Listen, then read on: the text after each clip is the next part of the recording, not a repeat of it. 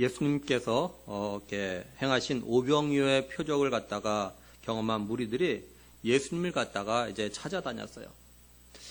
이들은 예수님이 제자들과 함께 배를 타지 않으셨다는 것을 갖다 압니다. 왜냐하면 예수님께서 이렇게 무리들을 갖다가 이렇게 보내기 전에 먼저 제자들 갖다 재촉하셔가지고 이렇게 배를 타고 먼저 가도록 했기 때문에 그렇습니다. 그래서 이 무리들은 이제 서로 배를 나눠 타고 예수님이 어디 계신가를 갖다가 찾아다녔어요. 그러다가 가버나움에 가서 예수님이 거기 계신 것 갖다가 보게 되었습니다. 무리들은 예수님을 보고 언제 여기 오셨냐라고 이렇게 물어요. 그러면서 시작된 예수님과 이 무리들의 대화가 오늘 말씀의 내용인 겁니다. 예수님께서 이들에게 뭐라고 하시냐면요. 26절, 27절에는 예수께서 대답하여 이르시되 내가 진실로 진실로 너에게 이르노니 너희가 나를 찾는 것은 표적을 본 까닭이 아니요 떡을 먹고 배부른 까닭이로다. 떡을 양식을 위하여 일하지 말고 영생하도록 있는 양식을 위하여 하라. 이 양식은 인자가 너희에게 주리니 인자는 아버지 하나님께서 인치신 자니라. 이렇게 말씀을 해요. 먼저 예수님은요 자신을 찾아온 무리에게 너희가 나를 찾은 것은 표적을 본 까닭이 아니고 떡을 먹고 배부른 까닭이다. 이렇게 말씀을 하셔요. 예수님께서 하신 이 말씀 보면 예수님은요 지금 예수님을 갖다가 찾으려고 수고한 이 무리들을 향해서 이거 정말 반갑다. 이렇게 나를 찾느라 이렇게 애를 썼구나. 이렇게 반갑게 맞이하시는 것이 아니에요. 오히려 예수님은 이들의 이런 행동에 대해서 안타까워하며 때로는 또는 답답함을 갖다 표현하고 계신 겁니다. 왜냐하면 이들이 예수님을 그렇게 찾아다녔다는 것은 예수님이 행하신 표적 때문이 아니라 자신들이 배고플 때 떡을 갖다 배불리 먹었기 때문에 그 마음껏 먹었기 때문에 한 것이라는 걸 갖다 알고 계시기 때문에 그래요. 예수님이 여기서 말씀하시는 표적은 그냥 표적이 아닙니다. 이 표적이라는 건 아주 쉽게 말하면 하나의 상징과 같은 거예요. 그리고 표적은 숨겨져 있는 걸 갖다 드러내는 겁니다. 그러니까 무리들이 예수님께서 보여주셨던 오병이어의 표적을 통해서 그것이 상징하는 게 뭔지, 또 오병이어의 표적이 그동안 숨겨졌던 뭔가를 갖다가 드러낸 건지 알고 예수님을 갖다가 찾아온 게 아니라라는 거죠. 예수님은 오병이어의 표적을 통해서 예수님 자신이 생명의 떡이라는 것을 갖다가 알리고자 하셨어요. 또 예수님 자신이 하나님께 보내신 메시아로서 자기 백성들 갖다가 그들의 죄에서 구원할 자심을 갖다가 보여주시기 위해서 이제 친히 십자가에 달려 피 흘려 죽으심으로 믿는 자에게 영생을 주시는 산떡이라는 것을 갖다가 상징적으로 보여주는 그런 거였습니다. 이게 지금까지 숨겨졌었는데 예수님이 이 땅에 오심으로 드러내신 거예요. 예수님은 무리들이 이걸 갖다가 알기를 갖다가 원하셨던 거예요. 근데 무리들은 오병이어의 표적을 통해서요 예수님이 생명의 떡으로 오셨다는 걸 갖다가 알고 믿었기 때문에 예수님을 갖다가 그토록 찾아다녔던 것이 아니라는 겁니다. 예수님이 메시아라는 걸 갖다가 알고 찾아온 것이 아니라는 거예요. 이들은 그저 자신들이 배가 고플 때 떡을 먹고 배부른 까닭이라는 겁니다. 이 26절 갖다 메시지는 이렇게 번역해 놨어요. 너희가 나를 찾아온 것은 내가 하는 일에서 하나님을 보았기 때문이 아니라 오히려 내가 너희를 배부르게 해 주었기 때문이다. 그것도 내가 값없이 먹여 주었기 때문이다. 이렇게 번역했어요. 이걸 오늘 우리의 믿음의 삶에 어떻게 적용해서 생각해 볼 수 있을까요? 혹시 우리의 믿음의 삶이 지금 예수님을 찾아온 무리들과 같지 않냐는 겁니다. 우리가 하나님 말씀에 순종의 삶을 사는 거, 또 우리가 헌금 생활하는 거, 우리가 기도 생활하는 거, 그리고 우리가 전도와 봉사와 헌신의 삶을 사는 거, 이런 삶을 사는 이유가 뭐냐라는 거예요. 다른 말로 하면 우리가 이런 믿음의 삶을 사는 게 하나님께서 우리에게 은혜를 주셔가지고 우리가 믿음으로 예수 그리스도를 갖다 믿고 그래서 하나님의 자녀가 되고 하나님의 백성이 되었기 때문에 내가 이런 삶을 사는 게 당연하다. 이런 믿음과 이런 마음을 가지고 이렇게 해왔냐라는 거예요. 성도들 가운데는 이런 사람들도 있습니다. 내가 나름대로 믿음의 삶을 갖다 산다고 11조도 하고 여러 헌금 생활도 했어요. 그래서 기대해요. 우리 가정경제가 좀 펴지겠다, 좀 더 나아지겠다 했는데 가정경제가 좋아지는 것이 아닌 거예요. 여전히 삶이 힘들어지는 거예요. 그저 헌금생활을 하다 서서히 안 하는 그런 성도들이 있어요. 또는 자신이 나름대로 주일 성수를 한다고 주일 성수하고 또 헌신하고 봉사했는데 가정에 또한 자녀에게 좋은 일이 생기지 않자 주일 성수를 갖다가 서서히 하지 않고 헌금과 헌신과 봉사생활도 서서히 하지 않는 그런 성도들도 있어요. 이런 성도들은 어쩌면 그동안 표적을 보고 예수님 갖다 따른 게 아니라 다시 말해서 하나님의 은혜로 말미암아 구원을 받았기 때문에 하나님의 자녀, 하나님의 백성으로서 당연히 이러한 믿음의 삶을 살아야 한다고 믿고 한 것이 아니라 먹고 배불렀기 때문에 그런 생활을 갖다가 했다라는 거예요. 다시 말해서 때로 하나님께서 기도응답도 해주시고 자신과 자녀들 그리고 가정에 좋은 일들이 생기게도 하시고 또 직장에서는 승진도 하고 건강하고 또한 좋은 집도 마련하게 하신 등 이런 은혜를 갖다가 경험했기 때문에 했다는 거죠. 근데 지금은 이런 은혜를 갖다가 경험하지 못하니까 이전에 하던 기본적인 믿음의 삶을 갖다가 제대로 하지 않고 있다라는 거예요. 다시 말해서 어떤 면에서요, 우리의 기도에 대한 응답 또 하나님 주신 은혜와 복들은요 하나의 표적과도 같은 거예요. 하나님의 살아계심, 만왕의 왕이 되심, 창조주가 되심, 구원자가 되심, 하나님의 어떤 분을 갖다 알려주시는 하나의 상징과 같은 거였다는 거죠.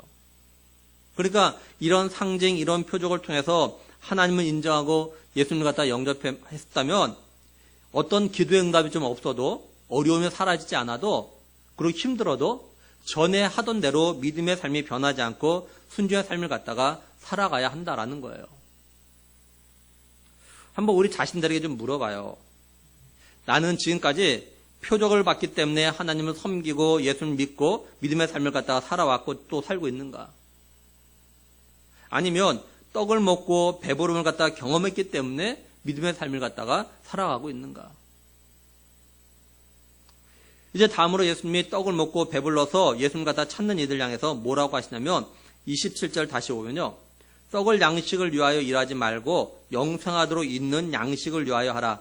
이 양식은 인자가 너에게 주리니 인자는 아버지 하나님께서 인치신 자니라 이렇게 말씀을 해요. 공동번역 개정판 이렇게 번역했습니다.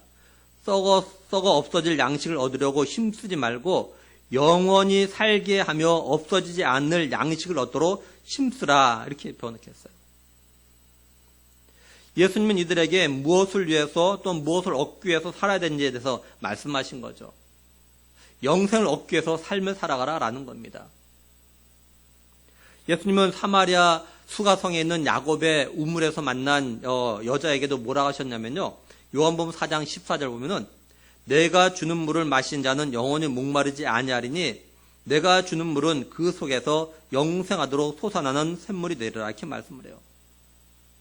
예수님은 물을 얻기 위해서 찾아온 이 여자를 향해서는 영생하도록 솟아나는 샘물에 대해서 말씀하셨어요. 또 오늘 말씀에서는 떡을 얻기 위해서 온 물을 향해서는 영생하도록 하는 양식에 대해서 말씀을 하셨던 거예요. 근데 영생하도록 하는 물과 떡을 누가 주냐면 바로 예수님 자신이 주신다는 겁니다. 그래서 요한복음 4장 14절 다시 오면은 내가 주는 물을 마시는 자는 내가 주는 물을 마시는 자는 영원히 목마르지 아니하리니 또 27절 다시 오면은 썩을 양식을 위하여 일하지 말고 영생하도록 있는 양식을 위하여 하라. 이 양식은 인자가 너에게 주리니 이렇게 말씀을 해요. 여기 양식은 영생하도록 하는 양식을 갖다 말하는 거죠. 예수님의 말씀을 통해서 보면 이 세상에는요 두 종류의 양식이 있어요. 하나는 썩을 양식입니다. 또 하나는 영생하도록 하는 양식이에요. 이 둘의 차이는 뭐냐면 하나님의 인자가 되신 예수님이 주신 양식이냐 아니냐라는 거죠.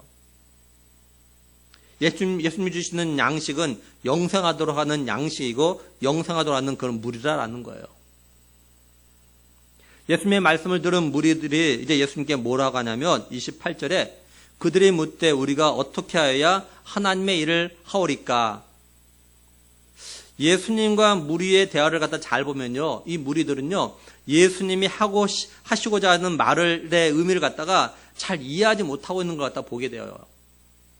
예수님은 지금 떡을 먹고 배부른 무리들에게요, 한번 먹고 나면 또다시 배고픔을 느끼는 그런 양식에 좀 관심을 갖지 말고 한번 먹으면 영원히 배고프지 아니하는 그런 양식, 영생에 좀 관심을 가질 것 같다 좀 말씀하셔요.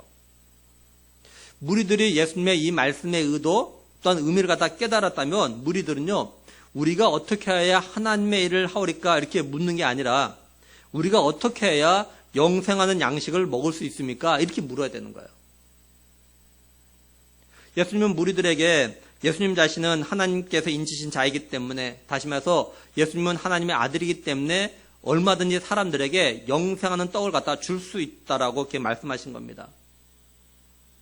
근데 무리들은 예수 자신들이 하는 어떤 일을 하는 게 하나님의 일을 하는 거냐고 이렇게 묻고 있는 거예요. 그래서 예수님께서 뭐라고 대답하시냐면 29절에 예수께서 대답하여 이르시되 하나님께서 보내신 일을 믿는 것이 하나님의 일이니라 하시니, 예수님은 자신이 하나님께서 인치신 하나님의 아들로서 영생을 줄 수 있다고 말씀하셨지만 이걸 이해하지 못하고 하나님의 일이 뭐냐고 묻는 이들에게 하나님의 일은 하나님이 보내신 일을 갖다 믿는 거라고 이렇게 대답을 하신 거예요. 이 말은 결국 영생을 줄 수 있는 하나님의 아들 예수님을 갖다가 믿으라라는 거죠. 그렇다면 어떻게 하는 게 하나님의 일, 다시 말해서 예수님 믿는 걸까요? 우리가 예수님을 믿는다라는 표현을 참 많이 하는데 그러면 어떻게 하는 게 정말 예수님 믿는 걸까? 정말 어떻게 하는 게, 뭐가 예수님 믿는 걸까? 한마디로 말하면 예수님 믿는다는 것이 어떻게 하는 삶일까? 이 29절 갖다 메시지는 이렇게 번역했어요. 하나님께서 보내신 이에게, 하나님께 보내신 이에게 너희의 삶을 걸어라. 그렇게 너희 자신을 걸 때야 하나님의 일에 참여할 수 있다. 이렇게 번역했어요. 그러니까 하나님의 일을 하는 게 뭐냐면 하나님이 보내신 예수 그리스도를 갖다 믿는데 자신의 삶을 갖다 거는 겁니다. 예수님을 믿는데 내 삶에 전부 다 투자하는 거예요.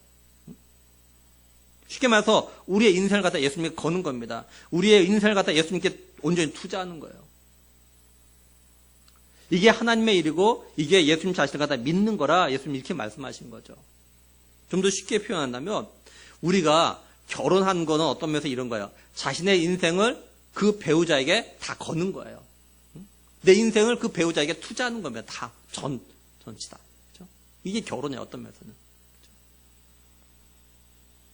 그러니까 우리가 예수를 믿는다면 우리가 가지고 있는 시간, 물질, 건강, 힘, 이 모든 걸 예수님께 거는 겁니다. 다른 말로 하면 예수님과 세상에 분산 투자하지 않고 오직 예수님께 나의 모든 걸 갖다 다 투자하는 거예요.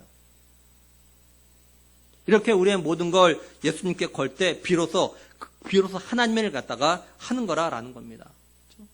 그러니까 우리가 정말 하나님의 일을 내가 하고 싶다라면 어떻게 하냐면 예수님께 내 인생을 갖다 다 거는 거예요. 그래야 하나님의 일을 갖다 제대로 할 수 있어요. 그래야 세상과 하나님과 양다리 걸치지 않냐고 온전히 하나님의 일을 갖다 할 수 있게 되는 거예요. 이게 진짜 예수님을 갖다 믿는 거라는 거죠.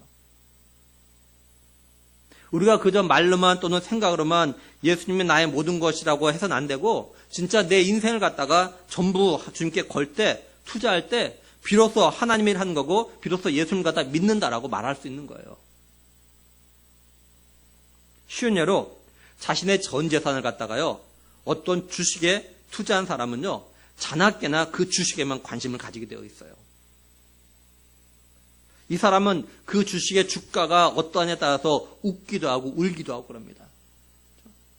왜냐하면 자신의 전 재산을 갖다 그 주식에 투자했기 때문에.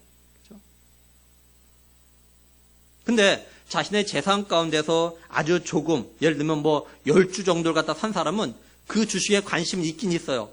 근데 전 재산을 갖다 주식을 투자한 그 사람에 비하면은 그리 관심이 없어요. 이 사람은 그 주식의 주가가 어떠냐에 따라서 결코 울거나 웃고 그렇게 하진 않아요. 얼마 안 되니까. 조금만 투자했으니까. 한번 우리 자신들 좀 돌아봐요. 나는 지금 나의 삶의 전부를 갖다가 어디에 걸고 있는가?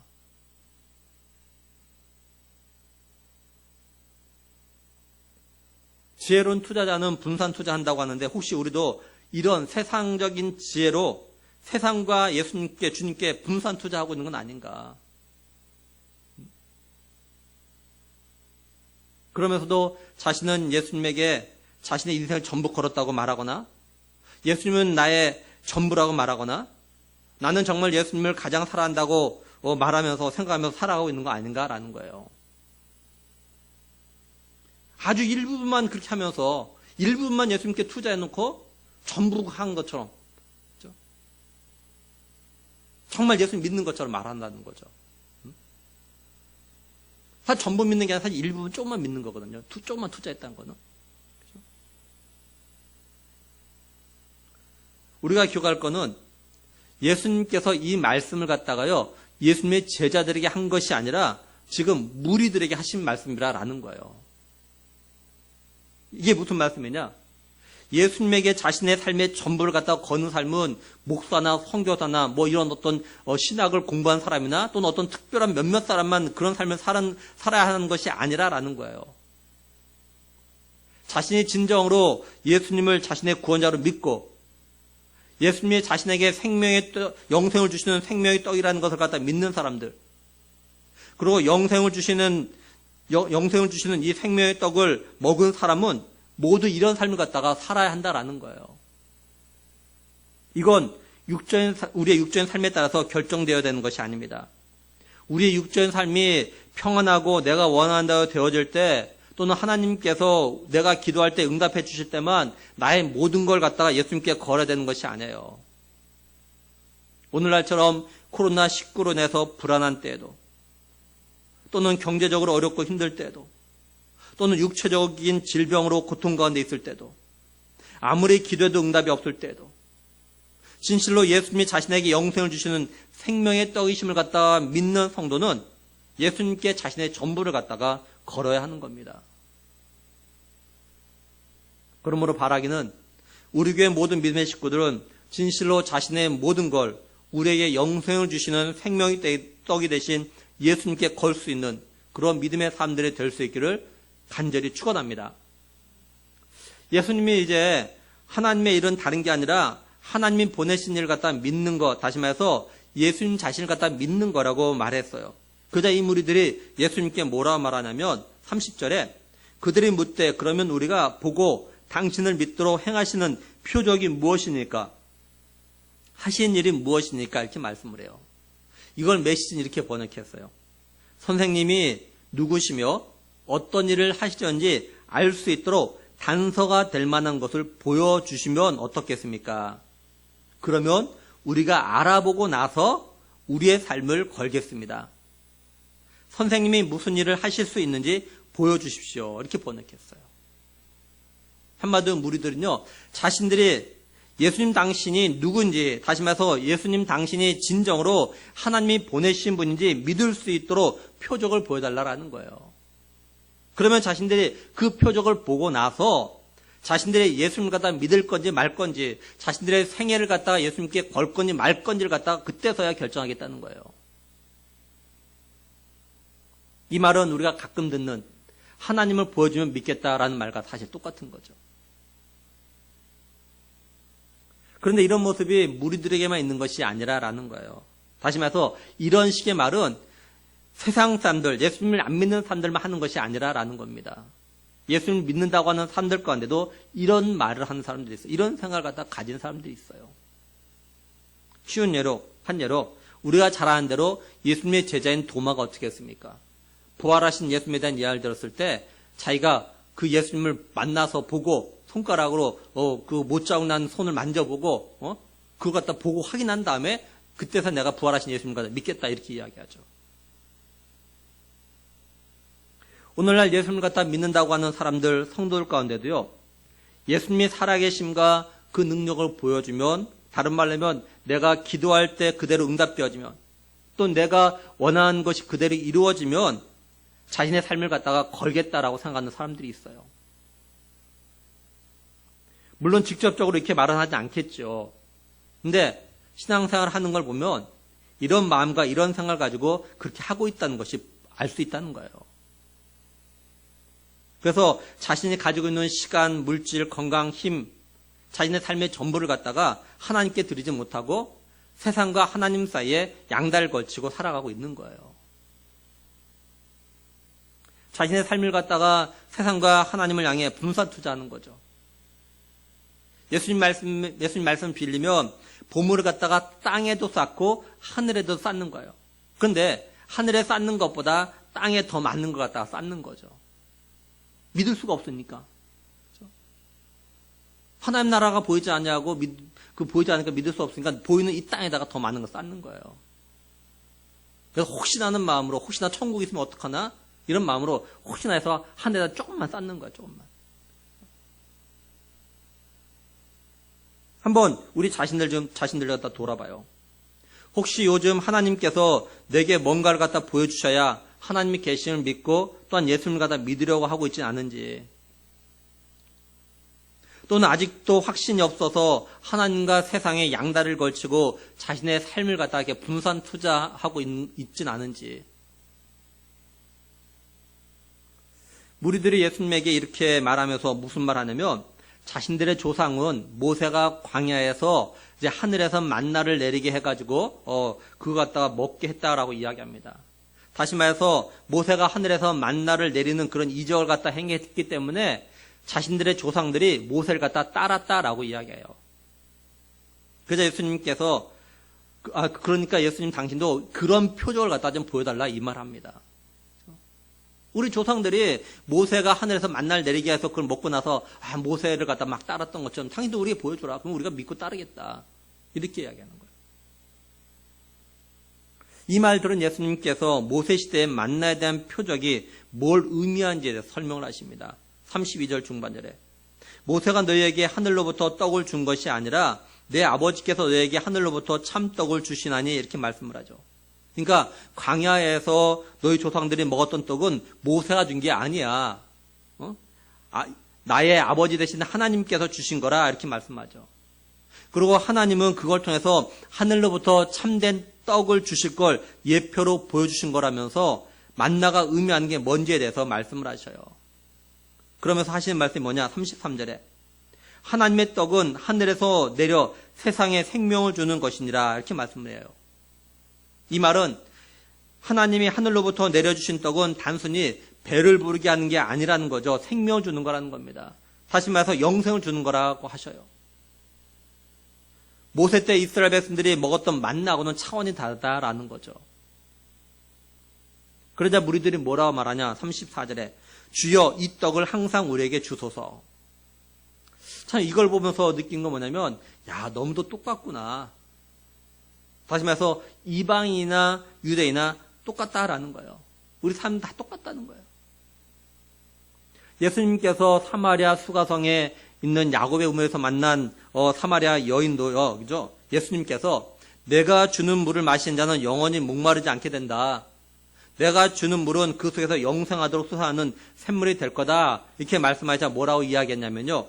요한복음 4장 15절에 여자가 이르되 주여 그런 물을 내게 주사 목마르지도 않고, 그죠? 목마르지도 않고, 이건 뭐야? 물을 안 먹어도 될 정도, 그죠? 또 여기 물을 길러 오지도 않게 해달라, 이렇게 이야기해요. 항상 달라는 거죠, 항상. 이걸 오늘 우리에게 적용해서 생각해보면, 예수님을 믿는다고 하는 사람들이나 세상 사람들이나 똑같다는 거예요. 그게 뭐냐면, 영적인 것, 믿음과 관련된 것보다는 너무도 육적인 것에 관심이 많다라는 거예요. 영적인 삶에 대한 욕심보다는 육적인 삶에 대한 욕심이 더 크다는 거예요. 그래서 영적으로 부자 되는 것보단 육적으로 부자 될 수 있는 방법이 있다면 이런 일에 자신의 모든 것을 갖다 투자하려고 하는 거죠. 내가 어떻게 하면 영적으로 부유한 사람이 될까? 여기는 그렇게 관심이 많지가 않아요. 또 이런 방법을 알려줘도 여기에는 자신의 인생 전부를 투자하지 않아요. 근데 육적으로 부자 될 수 있는 방법이 있다면 거기는 올인하려고 합니다. 그렇죠? 근데 이게 세상 사람들만이 아니라 예수님 믿는 사람도 똑같다라는 거예요.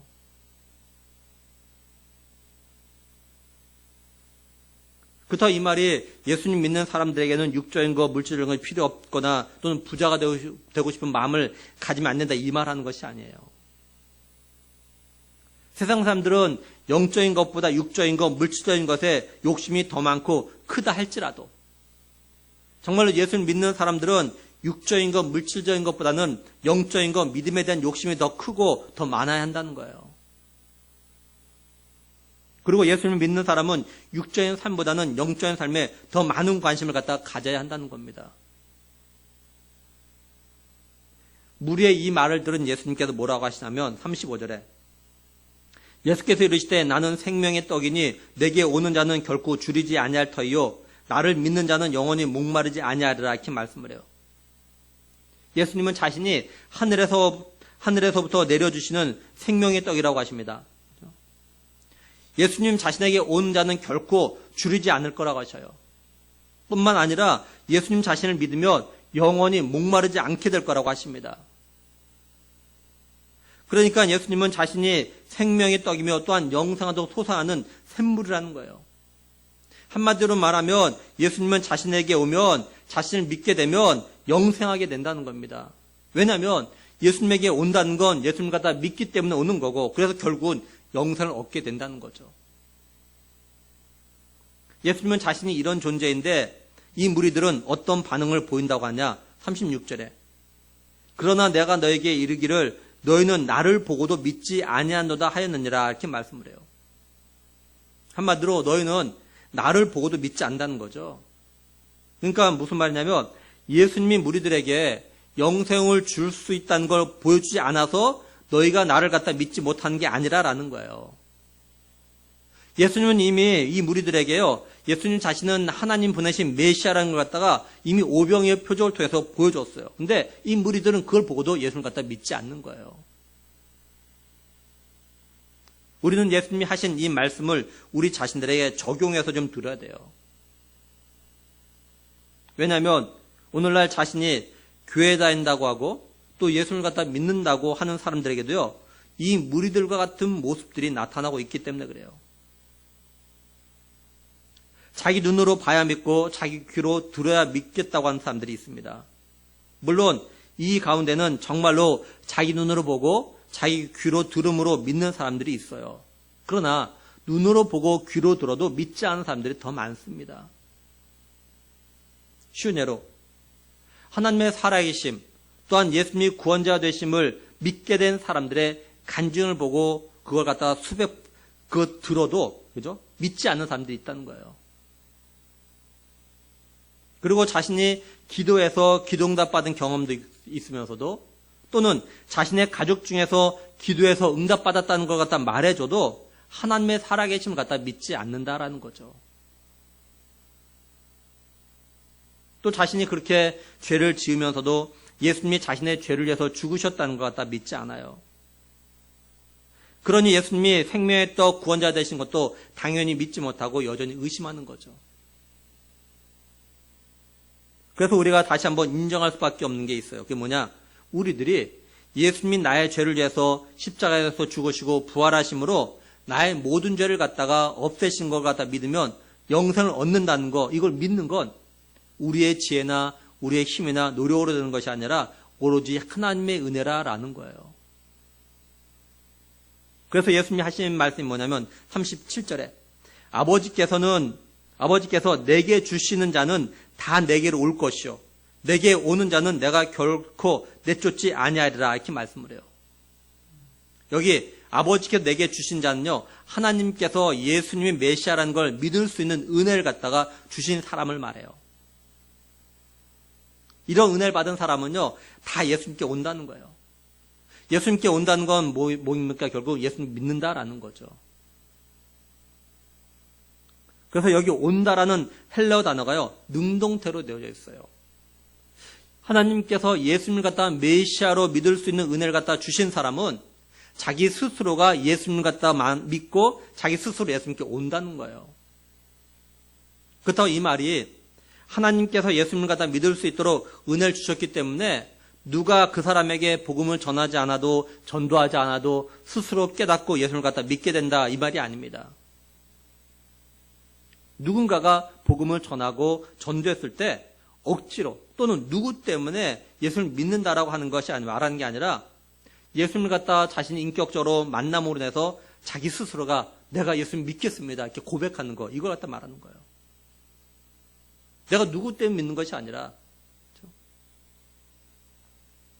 그리고 또 주목할 건요, 헬라어 원문을 보면요, 여기 하나님께서 주신다, 이 주신다라는 단어가요, 현재형으로 되어 있어요, 현재. 그런데 예수님께 온다라는 이 온다의 단어는요, 미래형으로 되어져 있습니다.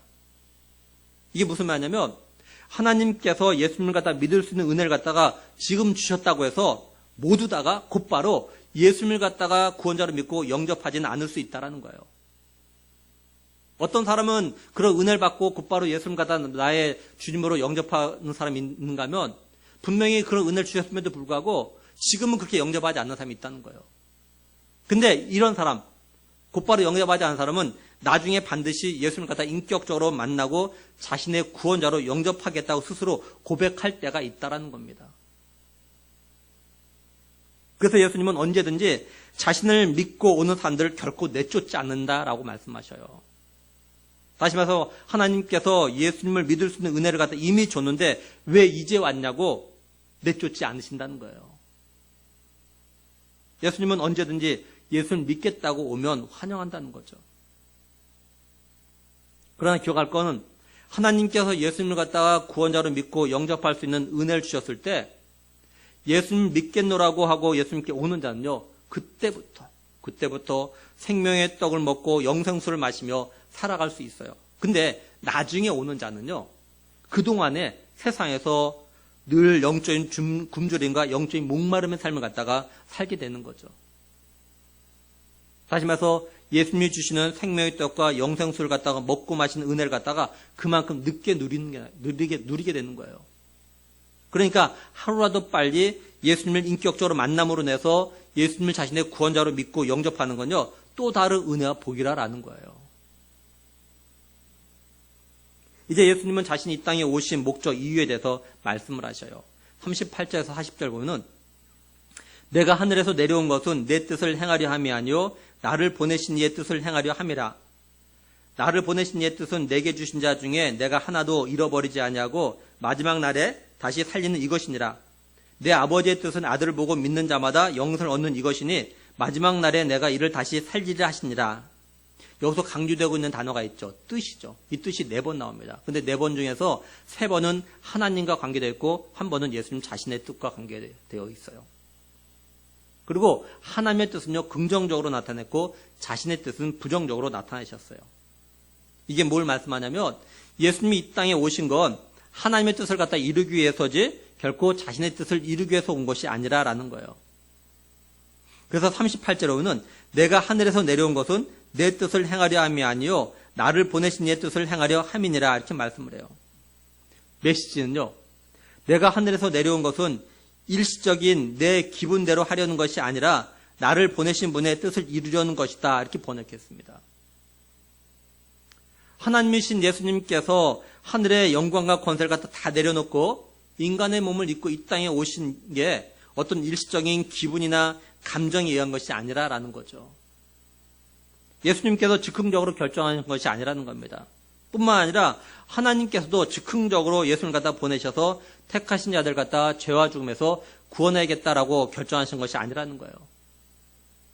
한마디로 하나님께서 계획하신 뜻에 따라서 예수님을 갖다 이 땅에 보내셨다라는 거죠. 우리가 잘 알다시피 아담의 범죄 이후에 하나님께서는요, 우리 인간들을 갖다가 죄와 죽음에서 구원하시기 위해서 여자의 후손에서 메시아, 다시 말해서 예수 그리스도를 갖다가 보내실 계획을 갖다 밝히셨어요. 하나님은 기회가 있을 때마다 선지자를 통해서 하나님이 약속하신 메시아를 갖다가 보내시겠다고 계속 선포하셨습니다. 그러다가 하나님께서 계획하신 때가 되었을 때, 다시 말해서 때가 찾아 하나님께서는요, 여자의 후손에서 예수님을 갖다가 이 땅에 보내셨어요. 예수님은 자기 백성을 그들에 대해서 구원할 자라고, 내가 그들과 구원하기 위해서 왔다라고 또한 밝히셨습니다. 그래서 예수님은 자신이 하늘에서 내려온 게 자신의 뜻이 아니라 하나님의 뜻을 행하기 위해서 왔다라고 밝히고 계신 거예요. 한마디로 예수님은 자신을 보내신 하나님 아버지의 뜻을 이루기 위해서 왔음을 갖다가 분명히 밝히고 계신 거예요. 그래서 예수님은 하나님의 뜻이란 말 갖다 3번이나 하고 계신 겁니다. 그리고 예수님은요, 하나님의 뜻을 갖다 말씀하시면서 그 하나님에 대해서 뭐라고 말하냐면 나를 보내신 분 이렇게 얘기합니다. 나를 보내신 분. 38절 마지막과 39절 처음 얘기죠. 이렇게 두 번 표현해요. 누굴 보낸다 할 땐요. 윗사람이 아랫사람을 갖다 보내는 거죠. 아랫사람이 윗사람을 갖다 보낸다 이렇게 표현을 쓰지 않습니다. 그러니까 예수님은 자신을 갖다가 하나님 앞에서 낮추신 거예요. 빌립보서 2장 6절의 얘기죠. 그는 근본 하나님과 본체시나 하나님과 동등됨을 취할 것으로 여기지 아니하시고 이렇게 말씀을 해요. 예수님은요 결코 자신을 갖다가 하나님 아버지와 동격으로 또는 같은 레벨로 또는 같은 지위로 생각하지 않으셨다는 겁니다. 그만큼 예수님은요 철저히 자신을 갖다 낮추셨어요. 우리는 사람들이 하는 그 말 한마디에서도요 그 사람의 마음과 생각을 갖다가 알 수 있습니다.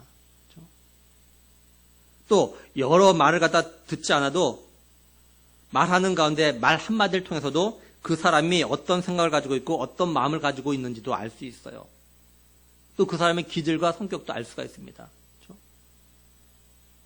예수님은 하나님을 가리켜서 나를 보내신 분 이렇게 말씀해요. 이걸 통해서 예수님 자신을 갖다가 얼마나 낮추고 계신지, 다른 말로 하면 예수님이 얼마나 겸손한지를 갖다 알 수 있다라는 거죠. 그러면 하나님은 예수님을 왜 이 땅에 보내셨을까요? 예수님은 하나님이 자신을 왜 보내셨다고 말씀합니까? 다른 말로 하면 예수님을 향하신 하나님의 뜻이 뭔가요? 39절 40절을 다시 보면은 나를 보내신 이의 뜻은 내게 주신 자 중에 내가 하나도 잃어버리지 아니하고 마지막 날에 다시 살리는 이것이니라. 내 아버지의 뜻은 아들을 보고 믿는 자마다 영생을 얻는 이것이니 마지막 날에 내가 이를 다시 살리리라 하시니라. 예수님은 자신을 보내신 하나님 뜻이 뭐라고 하시냐면 하나님께서 예수님 자신에게 주신 자들 가운데는 한 명도 잃어버리지 아니하고 마지막 날에 다시 살리는 거다 이렇게 말씀하셔요. 여기 주신 자 이 시제가 뭘로 되어지냐면요 완료형으로 돼서 완료. 다 줬다 끝났다 라는 거죠. 그러니까 이 뭘 말하냐 하나님께서요 자신의 나라의 백성으로 택하시고 구원하실 자를 갖다 이미 다 결정하셨다는 겁니다. 이미 다 택해 놓으셨다는 거예요. 내가 누굴 줘야겠다 이미 다 결정하셨다는 겁니다. 37절에는 주신 자 같은데 이게 시제가요 이건 현재형으로 되죠. 현재형으로. 그러니까 이걸 정리해보면 이렇게 되는 거예요. 하나님께서 구원하시기로 이미 택하신 자들을 그죠? 예수님께 주시면 이들이 이때부터 계속해서 예수님 믿고 예수님에게 온다라는 거예요. 그러니까 하나님께서 예수님에게 주시기 위해서 이미 택하신 자들이 이제 한 명씩 예수님에게 온다는 겁니다. 이럴 때 예수님은 이런 사람들 같아 하나도 잃어버리지 않으신다는 거예요. 여기 잃어버리다라는 이 단어는요 또 미래형으로 되어져 있어요. 그러니까 지금은 잃어버린 상태로 살아가지만 결국은 예수님이 다 찾으셔서 하나도 잃어버리지 않으신다라는 겁니다. 지금은 잃어버린 것 같은 사람들이 있어요. 아무리 전도해도 믿지 않는 사람들이 있습니다. 택함을 받은 사람 가운데도. 근데 어느 순간 어떤 일을 통해서 예수님을 만나고 믿고, 그죠? 그래서 결국 다 예수님 믿게 된다는 거죠. 다 찾으신다는 거예요.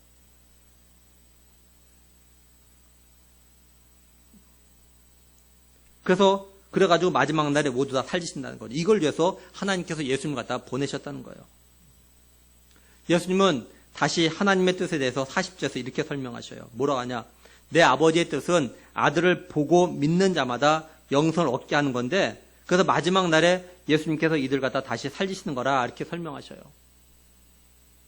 여기 아들을 보고 믿다, 보다 믿다 이 단어는요 모두 현재형으로 되어져 있어요. 하나님께서 영생을 주시기 위해서 택하신 자들은요 예수님을 보고 믿는다는 거죠. 예수님이 떡을 먹고 배부름으로 인해서 자신을 찾아온 무리들에겐요 뭐라고 말씀하셨냐면요 36절 다시 보면은 그러나 내가 너희에게 이르기를 너희는 나를 보고도 믿지 아니한도다 이렇게 말씀하셨어요. 이들은 예수님을 봤습니다. 근데 믿지 않는다는 거예요. 근데 하나님께서 택하신 자들은 예수님을 보고 믿음으로 인해서 영생을 얻게 된다는 거예요. 예수님처럼 예수님 자신을 갖다 보고 믿는 사람들이 비록 한 번 다 죽지만, 다시 말해서 육신은 한 번 다 죽지만 마지막 날에 다시 부활해서 결국 이들이 영원히 살게 될 거라 이렇게 말씀하시는 거죠. 이렇게 되는 게 하나님의 뜻이라는 거예요. 우리가 여기서 또 하나 주목할 건요, 하나님의 뜻이 완성되는 날입니다. 39절, 40절을 잘 보면 마지막 날에 다시 살리는 것 이렇게 반복해서 강조하고 있죠. 뿐만 아닙니다. 뒤에 또 보겠지만요, 44절, 54절에서도요, 내가 마지막 날에 다시 살리라 반복해서 또 말씀을 해요. 여기 마지막이란 말은 종말, 최후 이런 뜻입니다. 그러니까 예수님 다시 오실 때예요. 이날에 예수님께서 다시 살리신다는 거죠. 이건 육체의 부활을 갖다 말합니다. 그러니까 현재 예수님을 믿으면 현재 영생을 얻어요. 그러나 우리들의 죄로 인해서 한 번이면 다 죽어요. 근데 예수님께서 이 땅에 다시 오실 때 육체의 부활이 있다는 거예요. 그런데 이 육체의 부활이 둘로 나눠지죠. 요한복음 5장 29절에 선한 일을 행한 자는 생명의 부활로, 악한 일을 행한 자는 심판의 부활로 나오리라.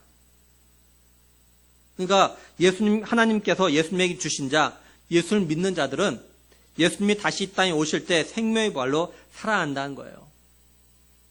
예수님은 자신이 이 땅에 오신 목적이 바로 자신이 십자가에 죽었다가 다시 살아남을 통해서 다시 살아나는 생명의 부활이 있다는 것을 갖다가 보여주시는 겁니다. 뿐만 아니라 자기 백성들도 이처럼 생명의 부활로 다시 살아나게 될 걸 갖다가 보여주시기 위해서라는 거예요. 예수님은 이 사역을 위해서 공생의 삶을 갖다가 사셨던 겁니다. 예수님은 하나님께서 자신에게 주신 사람들을 하나씩 둘씩 찾는 일을 갖다 하셨어요. 그래서 유대인들이 그렇게 꺼리는 사마리아 지역에 가셔서도 거기서 많은 사람들의 영혼을 갖다 살리셨죠.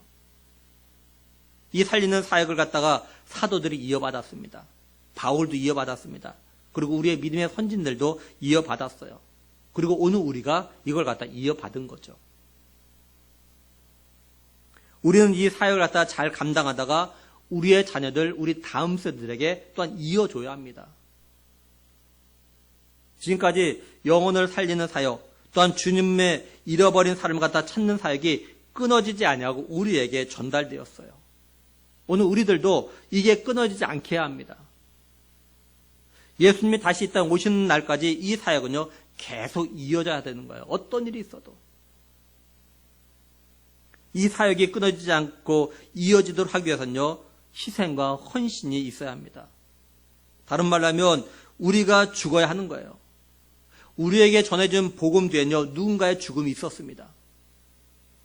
누군가 나로 하여금 예수님을 믿도록 하기 위해서요, 자기 자신을 갖다 죽였던 겁니다. 자기 자신의 자존심을 죽이는 사람이 있었어요.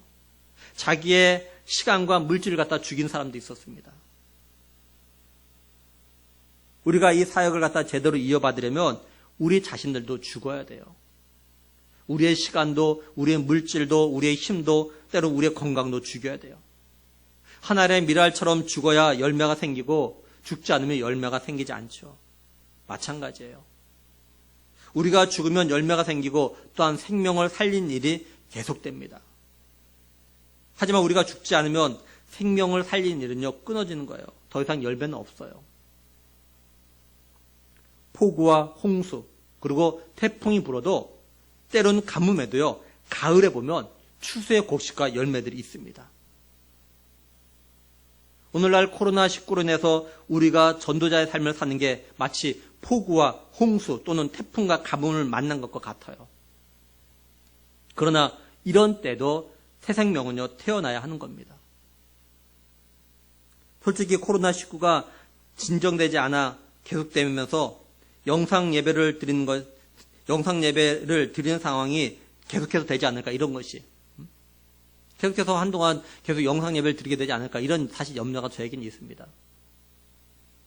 그렇게 되면 10월 25일 새생명 초청주일이 무산되는 거 아닌가 하는 이런 조바심이 솔직하게 저에게 또 있어요.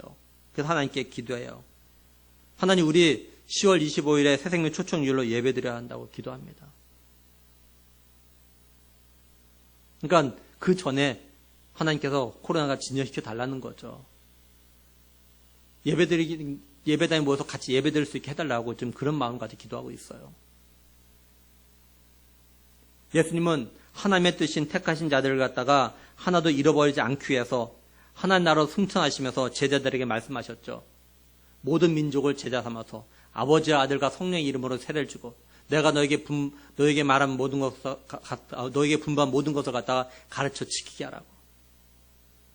또 성령이 너에게 임하며 너희가 예루살렘부터 해서 땅까지 이르러서 내 지인된 삶을 갖다 살게 될 거라 이렇게 말씀하셨어요. 이건 결국 예수님의 이 사역을 갖다가 계속 이어가라라는 거죠.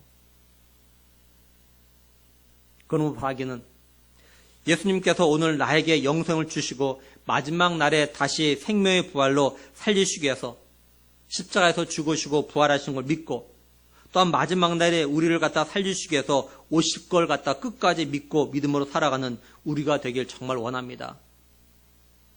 그리고 예수님께서 하나님의 뜻을 우리에게 맡기셨다는 걸 마음에 새기고 코로나19로 인해서 영적인 가뭄, 영적인 폭우, 태풍이 세계적으로 휘몰아치고 있지만 이런 가운데서도 죽으면 죽으라는 그런 마음으로 화목하게 하는 이 전도자의 삶을 갖다 살아가려고 노력을 해서 마침내 새 생명을 갖다가 출산하는 우리 교회와 우리 모두가 되기를 주의 이름으로 간절히 축원합니다. 기도하시겠습니다.